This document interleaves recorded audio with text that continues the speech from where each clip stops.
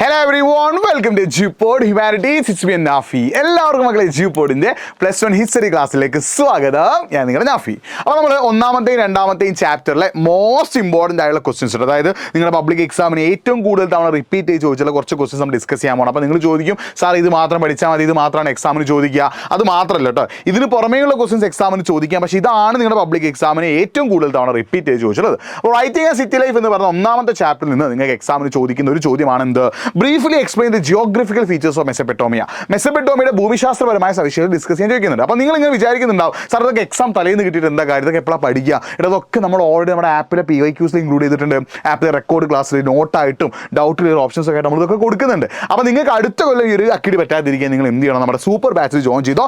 എജുപോഡിൻ്റെ +2ൻ്റെ super batch നിങ്ങൾ join ചെയ്യുകയാണെങ്കിൽ, എജുപോഡിൻ്റെ +2 super batch നിങ്ങൾ ജോയിൻ ചെയ്ത് പഠിക്കുകയാണെങ്കിൽ നിങ്ങൾക്ക് ഏറ്റവും ബെസ്റ്റ് റിസൾട്ട് എന്ത് ചെയ്യും നിങ്ങൾക്ക് നേടാൻ പറ്റും. അതിനാണ് നിങ്ങൾ ചെയ്യേണ്ടത്, നമ്മൾ കമൻറ്റ് ബോക്സിൽ എന്ത് ചെയ്തിട്ടുണ്ട്, ഒരു ഫോം നമ്മൾ പിൻ ചെയ്ത് വെച്ചിട്ടുണ്ട്. ആ ഫോം ഒന്ന് ഫില്ല് ചെയ്യുക. അല്ലെങ്കിൽ nafi.ejupod എന്ന ഇൻസ്റ്റാഗ്രാം പേജിലേക്ക് എന്ത് ചെയ്തോ ഒന്ന് മെസ്സേജ് അയച്ചോട്ടോ. ശ്രദ്ധിക്കുക, കമൻറ്റ് ബോക്സിലുള്ള ഫോം ഒന്ന് ഫില്ല് ചെയ്യുക, അല്ലെങ്കിൽ nafi.ejupod എന്ന ഇൻസ്റ്റാഗ്രാം പേജ് ഒന്ന് മെസ്സേജ് അയച്ചോ. കാരണം എന്താ വെച്ചാൽ അടുത്ത കൊല്ലം +2ൽ +1 ഹിസ്റ്ററിയേക്കാൾ കൂടുതൽ നിങ്ങൾക്ക് പഠിക്കാനുണ്ട്. ചാപ്റ്റേഴ്സിന് എണ്ണം കൂടുന്നുണ്ട്, എല്ലാം കൂടുതലാണ്. തുടക്കം മുതൽ പഠിച്ചാലേ നിങ്ങൾക്ക് ബെസ്റ്റ് റിസൾട്ട് നേടാൻ പറ്റുള്ളൂ. അങ്ങനെ തുടക്കം മുതൽ പഠിക്കണമെങ്കിൽ നിങ്ങൾ എന്ത് ചെയ്യണം? എജുപോഡിൻ്റെ ബാച്ച് നിങ്ങൾ നിർബന്ധമായിട്ട് എന്ത് ചെയ്യണം? ജോയിൻ ചെയ്യണം. അപ്പോൾ ഇത് 2 മാർക്കിനും 4 മാർക്കിനും ചോദിക്കാൻ ചാൻസ് ഉള്ള ക്വസ്റ്റ്യൻ ആണ് എന്ത്? Geographical features of Mesopotamia. അപ്പോൾ നിങ്ങൾ 2 മാർക്കിനാണ് ചോദിക്കുന്നതെങ്കിൽ ഈ ഒരു പോയിന്റ് ഒക്കെ അവിടെ ആഡ് ചെയ്ത് വെക്കണം കേട്ടോ. മെസോപ്പൊട്ടേമിയയുടെ നോർത്ത് ഈസ്റ്റ് അഥവാ വടക്ക് കിഴക്ക് ഭാഗത്ത് എന്താണ്? അഗ്രികൾച്ചർ അഥവാ കൃഷിയാണ്. നോർത്ത് അഥവാ വടക്ക് ഭാഗത്ത് എന്താണ്? ഗ്രാസ് ലാൻഡ്സ് അഥവാ അവിടെ പുൽമേടുകളാണ്. ഈസ്റ്റ് അഥവാ കിഴക്ക് ഭാഗത്ത് എന്താണ്? ട്രിബ്യൂട്ടറീസ് ഓഫ് ദി ടൈഗ്രീസ് നദിയുടെ പോഷക നദികളാണ്, അങ്ങോട്ടേക്ക് എത്തുന്ന ബോട്ടുകളൊക്കെ എത്താനുള്ള സ്ഥലമാണ്. സൗത്ത് അഥവാ തെക്ക് ഭാഗത്ത് എന്താണ്?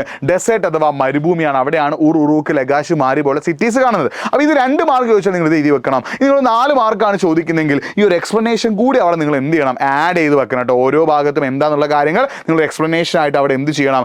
ആഡ് ചെയ്ത് വെക്കണം. എന്നാലേ നിങ്ങൾക്ക് അവിടെ 4 മാർക്ക് എന്ത് ചെയ്യുള്ളൂ കിട്ടുള്ളൂ. പിന്നെ വളരെ ഇമ്പോർട്ടൻ്റ് ആണ് റൈറ്റിംഗ് സിസ്റ്റം ഓഫ് മെസോപ്പൊട്ടേമിയ. മെസോപ്പൊട്ടേമിയയുടെ എഴുത്ത് വിദ്യയായിട്ടുള്ള ക്യൂണിഫോമായിട്ട് ബന്ധപ്പെട്ട ഒരു ചോദ്യം എല്ലാ തവണയും പബ്ലിക് എക്സാമിന് ചോദിച്ച് കാണാറുണ്ട്. 2 മാർക്കിനും 4 മാർക്കിനും 6 മാർക്കിനൊക്കെ എക്സാമിന് ചോദിക്കാൻ ചാൻസ് ഉള്ള ക്വസ്റ്റൻ ആണ് റൈറ്റിംഗ് സിസ്റ്റം ഓഫ് മെസോപ്പൊട്ടേമിയ. അപ്പോൾ ശ്രദ്ധിക്കണേ, മെസോപ്പൊട്ടേമിയയുടെ എഴുത്ത് വിദ്യ നമ്മൾ വിളിക്കുന്ന പേര് എന്താണ്? ക്യൂണിഫോം എന്നാണ്. എന്താ വിളിക്കുന്നത്? ക്യൂണിഫോം എന്നാണ്. അപ്പോൾ ക്യൂണിഫോം എന്ന് പറഞ്ഞാൽ എന്താണ്? ക്യൂനസ് ഫോമ എന്ന 2 വേർഡുകളാണ് കൂടി ചേർന്ന് എന്ത് വന്നത്? ക്യൂണിഫോം എന്നുള്ള ഇംഗ്ലീഷ് വാക്ക് വന്നിട്ടുള്ളത്.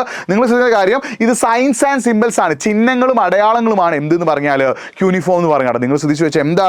സയൻസ് ആൻഡ് സിമ്പിൾസ് അഥവാ ചിഹ്നങ്ങളും അടയാളങ്ങളുമാണ് എന്ത്?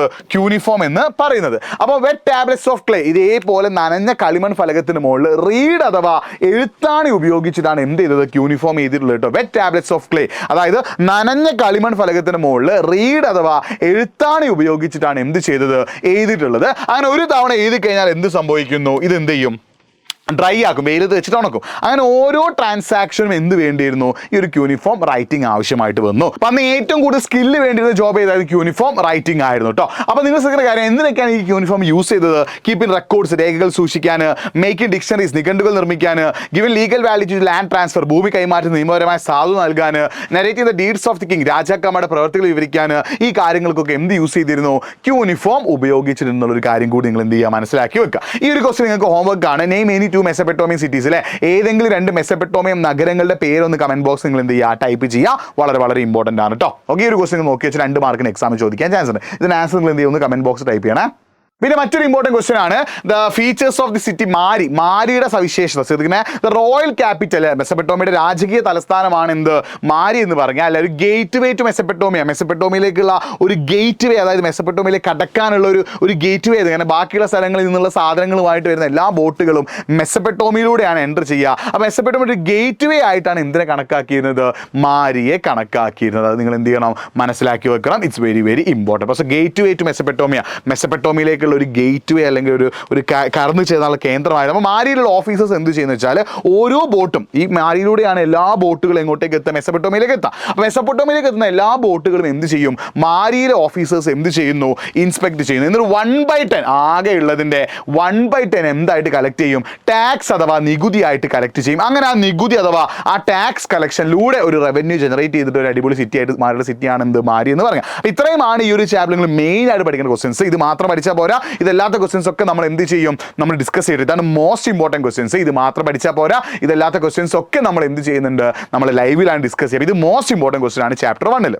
നമ്മൾ ചാപ്റ്റർ 2 വരുമ്പോൾ റോമൻ എംപയറെ കുറിച്ചുള്ള എംപയർ അക്രോസ് 3 കോർണേഴ്സ് ഉള്ള ചാപ്റ്ററിൽ ഇങ്ങനെ ഒരു മാച്ച് ഫോളോയിങ് ചോദിക്കാൻ ചാൻസ് ഉണ്ട് കേട്ടോ. അപ്പോൾ ഇതിന്റെ ആൻസർ ഒക്കെ നിങ്ങൾ നോക്കി വെക്കണേ. അതായത് അഗസ്റ്റസ് സീസറാണ് എന്ത് കൊണ്ടുവന്നത്, പ്രിൻസിപ്പേറ്റ് കൊണ്ടുവന്നത്, ഷെപ്പൂർ ആണ് ഇറാൻ്റെത്, ടാസിറ്റസ് എന്താണ് സോഷ്യൽ ഗ്രൂപ്പിനെ കുറിച്ച് പറയാണ്, പ്ലിനി ആണ് നാച്ചുറൽ ഹിസ്റ്ററി അഥവാ പ്രകൃതി ചരിത്രമുള്ള പുസ്തകം എഴുതിയിട്ട്. ഇങ്ങനെയുള്ള മാച്ച് ഫോളോയിങ് എന്ത് ചെയ്യാറുണ്ട്, എക്സാമിന് ചോദിക്കാറുണ്ട്. പിന്നെ വളരെ ഇമ്പോർട്ടൻ്റ് ആയ ക്വസ്റ്റൻ ഓൾറെഡി മോഡൽ എക്സാമിന് ചോദിച്ചു, ഒരു ക്വസ്റ്റ്യൻ മോഡൽ എക്സാമിന് ചോദിച്ചു എന്ന് വിചാരിച്ച് സ്കിപ്പ് ചെയ്ത് കളയരുത്. അത് അതേപോലെ പബ്ലിക് എക്സാമിന് എന്ത് ചെയ്യാറുണ്ട്, ചോദിക്കാറുണ്ട് കേട്ടോ. So social classification Roman empire, Roman സാമ്രാജ്യത്തിലെ സാമൂഹിക ഗ്രൂപ്പുകളെ കുറിച്ച് എക്സാമിന് ചോദിക്കും. അപ്പോൾ ഈ ഒരു ഇത് കൂടി പഠിച്ചു വെക്കട്ടെ. ഏറ്റവും ടോപ്പിൽ ആരാടാ, സെനറ്റർമാരാണ്. അത് കഴിഞ്ഞാൽ ആരാണ്, പ്രഭുക്കന്മാരാണ് അല്ലെങ്കിൽ ഇക്വൈറ്റ്സ് ആണ്. പിന്നെ മിഡിൽ ക്ലാസ് അഥവാ മധ്യവർഗമുണ്ട്. പിന്നെ ഹ്യൂമിലിയോറസ് അഥവാ കീഴാള വർഗ്ഗങ്ങളുണ്ട്. ലാസ്റ്റ് സ്ലേവ്സ് അഥവാ അടിമകളുണ്ട്. ഇതിൽ ഏറ്റവും വെൽത്തി പീപ്പിൾ, ഏറ്റവും പണക്കാരായുള്ള ഗ്രൂപ്പ് ആരാണ്, സെനറ്റേഴ്സ് ആട്ടെ. ഏറ്റവും ശക്തരായിട്ടുള്ള പണക്കാരായുള്ള ഗ്രൂപ്പ് ആരായിരുന്നു, സെനറ്റർമാരായിരുന്നു. പക്ഷേ നമ്പർ അഥവാ എണ്ണത്തിൽ എന്തായിരുന്നു, വളരെ കുറവായിരുന്നു. എണ്ണത്തിൽ കുറവാണെങ്കിൽ ഏറ്റവും പവർഫുൾ ആയിട്ടുള്ള ഒരു ഗ്രൂപ്പ് ആയിരുന്നു ആര്, സെനറ്റേഴ്സ്. അത് കഴിഞ്ഞാൽ നൈറ്റ്സ് ആണ്. ഇവർക്കും എന്താണ്, ഇവർ ആർമി ഓഫീസേഴ്സ്, അതായത് ആർമി ഹെഡും കുതിരപ്പടയാളികളൊക്കെ ആയിട്ടുള്ള ഗ്രൂപ്പ് ആയിരുന്നു. ഇവരും വെൽത്തി പീപ്പിൾ ആയിരുന്നു, പണക്കാരായിട്ടുള്ള ആളുകളായിരുന്നു. പിന്നെ മിഡിൽ ക്ലാസ് മധ്യവർഗത്തിൽ ആർക്കായിരുന്നത്, കോമൺ സോൾജേഴ്സ്, സാധാരണക്കാരായിട്ടുള്ള പട്ടാളക്കാർ, അതേപോലെ തന്നെ ട്രേഡേഴ്സ്, കച്ചവടക്കാർ, ഫാമേഴ്സ്, കർഷകർ, ഇവരൊക്കെ ഉണ്ടായിരുന്നത് ഇതിലാണ് ഈ ഒരു മിഡിൽ ക്ലാസ് അഥവാ മധ്യവർഗത്തിലാണ്. അതിതായാണ് ഹ്യൂമിലിയോറസ് ഉണ്ടായിരുന്നത്. ഈ ഒരു കാര്യങ്ങൾ മനസ്സിലാക്കി. അവിടെയാണ് ഈ ഒരു പിന്നെ ഈ കൃഷിക്കാർക്ക് താഴെ ഗ്രൂപ്പാണ് മൈഗ്രന്റ് ലേബേഴ്സ്, കുടിയേറ്റ തൊഴിലാളികൾ, അങ്ങനത്തെ ആളുകളൊക്കെ ഉണ്ടായിരുന്നു. ഇത് ഗ്രൂപ്പിലാണ്, ഹ്യൂമിലിയോറസിലാണ്. ഏറ്റവും താഴെ സ്ലേവ്സ് അഥവാ അടിമകൾ. ഇതായിരുന്നു റോമിലെ സോഷ്യൽ ഒരു ക്ലാസിഫിക്കേഷൻ. ടാസിറ്റസ് ആണ് ഇങ്ങനെ പറയുന്നത്. ഇത് പഠിച്ചു വെച്ചിട്ട് എക്സാമിൽ ചോദിക്കാൻ ചാൻസ് ഉണ്ട്. ഇനി നിങ്ങൾ ശ്രദ്ധിക്കേണ്ട കാര്യം, 3rd സെഞ്ചുറി ക്രൈസിസ് അഥവാ 3ാം നൂറ്റാണ്ടിലെ പ്രതിസന്ധി വളരെ ഇമ്പോർട്ടൻ്റ് ആണ്. എക്സാമിന് 3 മാർക്കിനും 4 മാർക്കിനൊക്കെ എക്സാമിന് ചോദിക്കുന്ന വളരെ ഇമ്പോർട്ടൻ്റ് ആയിട്ടുള്ള ക്വസ്റ്റൻ ആട്ടോ. അപ്പോൾ എന്താണ് 3rd സെഞ്ചുറി ആയപ്പോഴേക്കും റോമൻ എംപയർ ഒരു ഇഷ്യൂ ഫേസ് ചെയ്യാണ്. ഒരു ഭാഗത്ത് നിന്ന് സസാനിയൻ ഡൈനാസ്റ്റി അറ്റാക്ക് ചെയ്യാണ്, മറുഭാഗത്ത് നിന്ന് ആര് അറ്റാക്ക് ചെയ്യാണ്, ബാർബേറിയൻസ് അല്ലേ, ഫ്രാങ്ക്, വിസ്ഗോത്ത്, അലൈമൻസ് എന്നൊക്കെ പറഞ്ഞുള്ള ഡിഫറെൻറ്റ് ബാർബേറിയൻസ് ആയിട്ടുള്ള ഗ്രൂപ്പ് ഒരു ഭാഗത്ത് അറ്റാക്ക് ചെയ്യാണ്. അങ്ങനെ ഇവർ രണ്ട് ഭാഗത്തു നിന്ന് എന്ത് ചെയ്യാണ്, റോമൻ എംപയറിനെ ഇങ്ങനെ അറ്റാക്ക് ചെയ്യുന്നു. റോമൻ എംപയർ ഈ ആക്രമണം തടുക്കാനായിട്ട് റോമിൽ എന്തില്ല, ഒരു പവർഫുൾ റൂളേഴ്സ് അഥവാ ശക്തരായിട്ടുള്ള ഭരണാധികാരികളില്ല. ഈ ഒരു പവർഫുൾ റൂളേഴ്സ് അഥവാ ശക്തരായിട്ടുള്ള ഭരണാധികാരികൾ ഇല്ലാത്തത് ഒരു പ്രശ്നം അങ്ങനെ പറയുന്നുണ്ട്. അതായത് റോമൻ എംപയറിന്റെ ഒരു ഭാഗത്തെ ഈസ്റ്റേൺ സൈഡിലെ പ്രധാനപ്പെട്ട സിറ്റി ആയിട്ടുള്ള ആന്റിയോക്ക് ഒക്കെ എന്ത് ചെയ്യാണ്, ഷപ്പൂർ എന്ന് പറയുന്ന ഇറാനിയൻ ഡൈനാസി അല്ലെങ്കിൽ സസാനിയൻ ഡൈനാസിയിലെ റൂളർ വന്നിട്ട് എന്ത് ചെയ്യാണ്, അറ്റാക്ക് ചെയ്ത് കീഴടക്കി എന്നൊക്കെ പറയുന്നുണ്ട് കേട്ടോ. അപ്പോൾ ഈ രീതിയിലുള്ള ഒരുപാട് മാറ്റങ്ങൾ എന്ത് ചെയ്യുന്നുണ്ട്, റോമിൽ 3rd സെഞ്ചുറി വന്നു. അപ്പോൾ ഈ ആക്രമണങ്ങളൊക്കെ തടുക്കാൻ ആരില്ലായിരുന്നു, ഒരു പവർഫുൾ റൂളേഴ്സ് ഇല്ലായിരുന്നു. അപ്പോൾ ഈ ഒരു കാര്യം കൂടി നിങ്ങൾ എന്ത് ചെയ്യുക, മനസ്സിലാക്കി വെക്കാം. പിന്നെ നിങ്ങളോട് ഈ ലേറ്റ് ആന്റിക്വിറ്റി അഥവാ അവസാനത്തെ പ്രാചീനത ചോദിക്കാം. അല്ലെങ്കിൽ ചിലപ്പം ഇതിൽ നിങ്ങൾ ഓൾറെഡി മോഡൽ എക്സാമിന് എന്ത് ചെയ്തു, കോൺസ്റ്റന്റൈൻ ചോദിച്ചു, ചിലപ്പോൾ ഡയോക്ലീഷ്യൻ ചോദിക്കും കേട്ടോ. അപ്പോൾ ഈ കോൺസ്റ്റന്റൈനും ഡയോക്ലീഷ്യനും എന്തായാലും പഠിച്ചു വെച്ചു എക്സാമിന് ക്വസ്റ്റ്യൻ ചോദിക്കാൻ ചാൻസ് ഉണ്ട്. ശ്രദ്ധിക്കണേ, എന്താണ് ലേറ്റ് ആന്റിക്വിറ്റി എന്ന് പറഞ്ഞാൽ എന്താ, 4th to 7th സെഞ്ചുറി, 4ാം നൂറ്റാണ്ട് മുതൽ 7ാം നൂറ്റാണ്ട് വരെയുള്ള ടൈം പീരീഡ് നമ്മൾ വിളിക്കുന്ന പേരാണ് എന്ത്, ലൈറ്റ് ആന്റിക്വിറ്റി.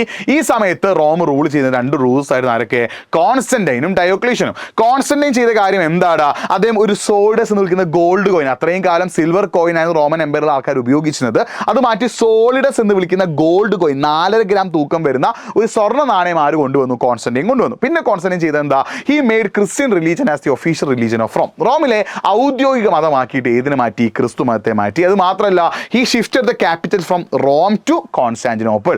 റോമിൽ നിന്ന് കോൺസ്റ്റാന്റിനോപ്പിളിലേക്ക് എന്ത് ഷിഫ്റ്റ് ചെയ്തു, ക്യാപിറ്റൽ അഥവാ തലസ്ഥാനം മാറ്റി. ഇതാണ് ആര് ചെയ്തത്, നമ്മുടെ കോൺസ്റ്റന്റൈൻ ചെയ്ത കാര്യങ്ങൾ. ഇനി ഡയോക്ലീഷ്യൻ ചെയ്ത കാര്യങ്ങൾ എന്താ, ഡയോക്ലീഷ്യൻ സമയമായപ്പോഴും കൺട്രി ഒരുപാട് വലുതായപ്പം ഈ കട്ട് ഡൗൺ ദ ബൗണ്ടറീസ്, അതിർത്തികൾ വെട്ടിച്ചുരുക്കുകയും ഈ ഫോർട്ടിഫൈഡ് ദ ബൗണ്ടറീസ്, അതിർത്തികൾ എന്ത് ചെയ്തു, കോട്ട കെട്ടി സംരക്ഷിക്കുകയും ചെയ്തു. ഇത് ചെയ്തത് ആരാണ് ഡയോക്ലീഷ്യൻ ആണ്, പഠിച്ചു വെച്ചിട്ട്. അപ്പോൾ ബൗണ്ടറീസ് കട്ട് ഡൗൺ ചെയ്യുകയും ഫോർട്ടിഫൈഡ് ദ ബൗണ്ടറീസ്, അതിർത്തികളിൽ കോട്ട കെട്ടി സംരക്ഷിക്കുകയും ചെയ്തിട്ടുള്ള ഒരാളാണ് ആര്, ഡയോക്ലീഷ്യൻ എന്നുള്ളൊരു കാര്യം കൂടി നിങ്ങൾ മനസ്സിലാക്കി വെക്കുക. അപ്പോൾ ഈ ഒരു രീതി, അത് മാത്രമേ he excepted the people from compulsory military service. അന്നത്തെ കാലത്ത് ആളുകൾ എന്ത് ചെയ്യണം, നിർബന്ധമായിട്ടും പട്ടാളത്തിൽ ചെന്ന നിയമം ഉണ്ടായിരുന്നു. ആ നിയമം ഒഴിവാക്കിയത് ആരാടാ, ഡയോക്ലീഷ്യൻ ആണ്. അത് നിങ്ങൾ മനസ്സിലാക്കി വെക്കുക. അപ്പോൾ ഇത്രയുമാണ് ഈ 2 ചാപ്റ്ററിലെ മോസ്റ്റ് ഇമ്പോർട്ടൻറ്റ് ക്വസ്റ്റൻസ്. ഇത് മാത്രം പഠിച്ചാൽ പോരാ, ബാക്കിയുള്ള ക്വസ്റ്റൻസ് ഒക്കെ നമ്മൾ ലൈവിൽ ഡിസ്കസ് ചെയ്യും.